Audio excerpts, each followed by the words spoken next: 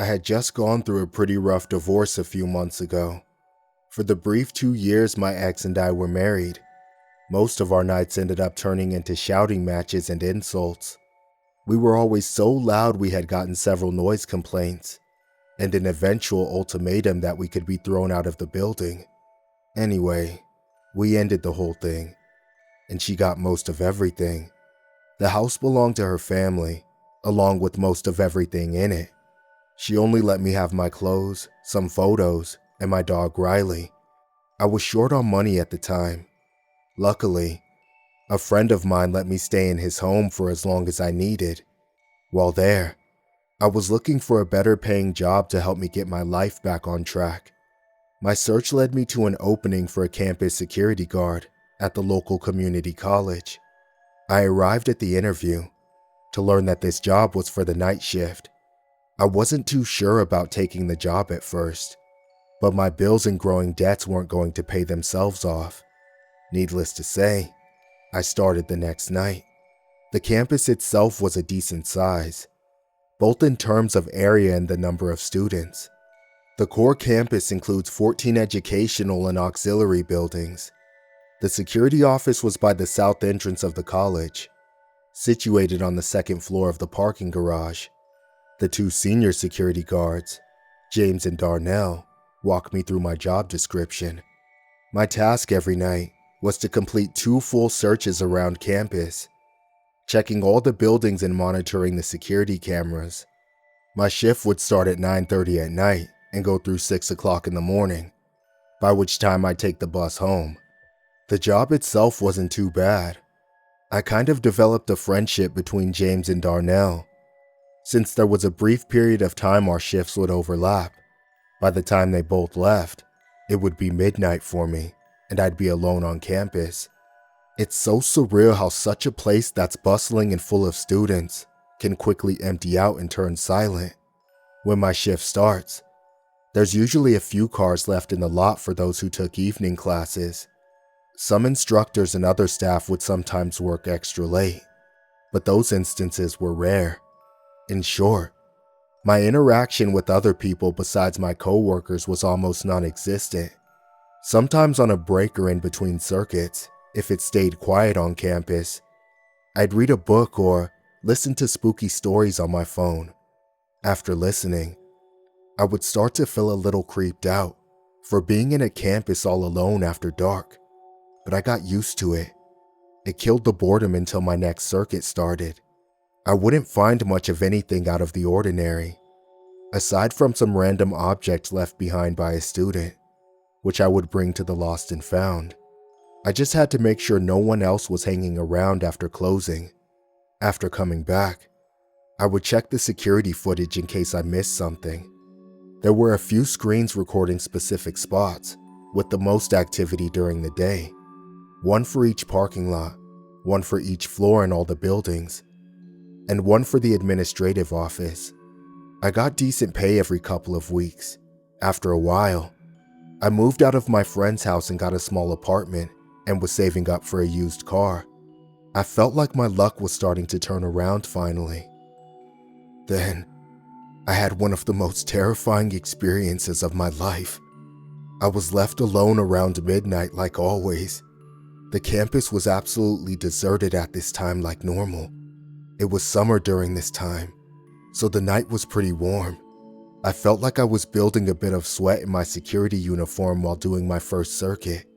I came back to the security office after finding nothing of note and checked the camera feed. I found nothing in any of the screens until I checked the one on the south lot, near the office. While the screen was small, I could discern the moving of a large shadow across one of the lampposts. It was doing nothing but moving back and forth across the light.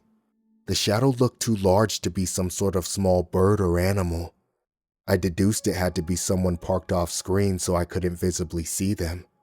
I went out there to check things out and found nothing there. If it were a person just fucking around, they would have left a sign of their presence. There was nothing left behind. I didn't hear a car driving off, or any noise for that matter. I got used to sleeping during the day, but all I could afford to sleep on was a cheap couch that was anything but comfortable. It was rare that I got a full 8 hours of sleep on it. And to top it off, the AC had crapped out. My cheap apartment had gotten warmer, making it much harder to sleep. I got to the college at the start of my shift with maybe 4.5 hours of sleep. I had coffee, but it only lasted for so long. With it being extremely late, my office feeling cool, and it being quiet everywhere, I started feeling drowsy.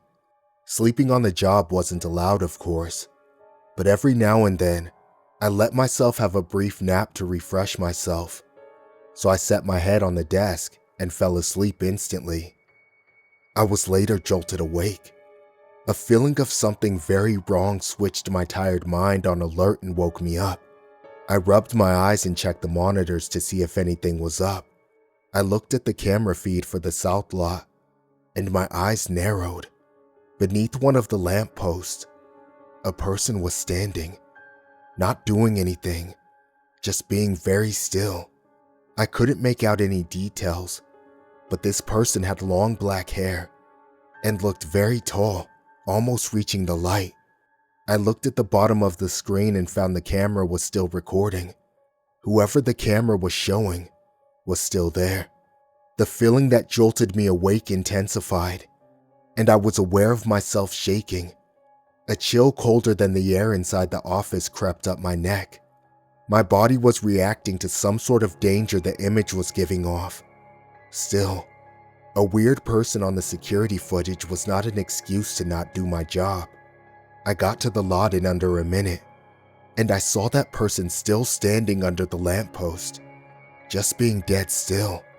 Their back was facing toward me, and their head seemed to be bowed forward.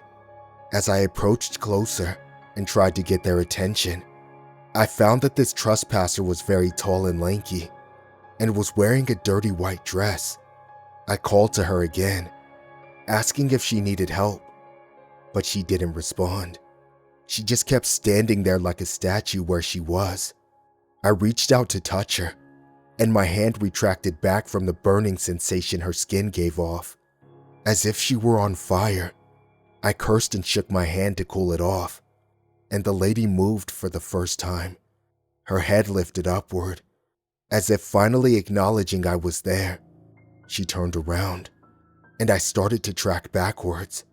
Her body was humanoid, but she had the head of a goat or maybe a ram. The fur was pitch black, contrasting against her pale skin and white dress. The eyes were red like burning embers, and strands of flesh hung off its curved horns. As my backwards walk sped up, I could hear it give off a deep, thunderous roar. I ran back towards the office, and I swear I could hear the thing sprinting after me. I ran faster than I ever have in my life, and I barricaded myself in the security office. For good measure, I switched off the lights inside and called 911. I told them there was something on campus, and they sent someone over. I swung up and strained my ears to hear any noise outside my office. It was hard to notice anything, other than the pounding of my heart working overtime. It felt like an eternity before I heard knocking at the door.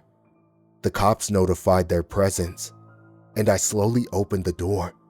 They questioned me about what I called for. When I told them, they looked at me as if I were a mental patient or a drug user. I played the footage back for them, and there the thing was. At the very least, they weren't going to arrest me for making a fake emergency call, but with the trespasser gone, there wasn't much they could do. They left, and I was once again alone. This time I was very afraid. Not that I was alone, but afraid that I wasn't alone, and that thing was still out there. I wasn't taking any chances. I waited in that office and kept the door locked until the end of my shift. I left a note saying I resigned immediately, and I never went back.